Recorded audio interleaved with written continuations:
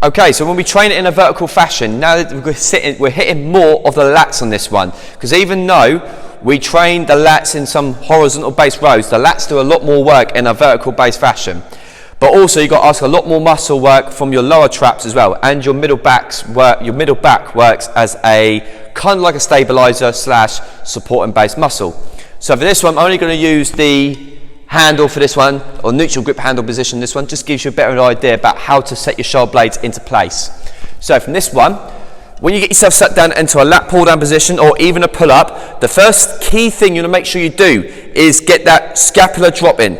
So from there, it's that position, up, pull down. That is the most important part of any pull up / vertical pull down movement. You can do it from there. Me personally, I like doing it this way. So if I get in position from here, once you get into like a pull-up bar, that's one variation you can do with that. Another variation you can do is simply hang yourself up towards here, and then just very simply let yourself just hang, let your arms come long, and then just drop that shoulder blade down.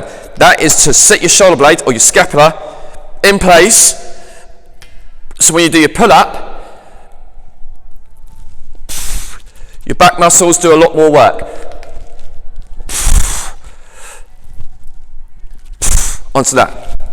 So that's the first most important part when we talk about setting that scapula down and engaging those back muscles when we do it. Now when we're doing the vertical pull down part, I'm going to show you all the different handles, ways we can hold it. So you saw from there, I've done it as a neutral, first one is a neutral base position, which is one. Another one you can do is an overhand base position, like I've done for the pull-ups there. Admittedly, there's not much real difference in terms of how you have your handles and things like that. For this one, it's probably a little bit more of a weaker position and tougher, harder position, because your arms are in that pronate position. So when you do pull, you could lightly pull from your shoulder a little bit. So that's something to work up to as a progressive at the end. The neutral one gives you a greater stretch from here up towards there. Same thing if you were to do underarm. Now if you were to do underarm, you get a greater stretch from that lat attachment down here all the way up and towards here as well. And then as you drive, you can work those, get a greater stretch and also get a greater length and width happening across your back.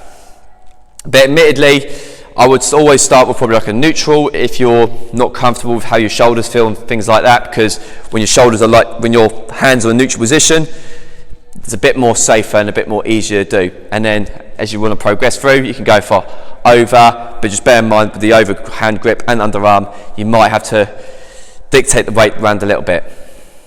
But that right there is your back training educational video. Thanks for watching, and I'll see you in the next educational video.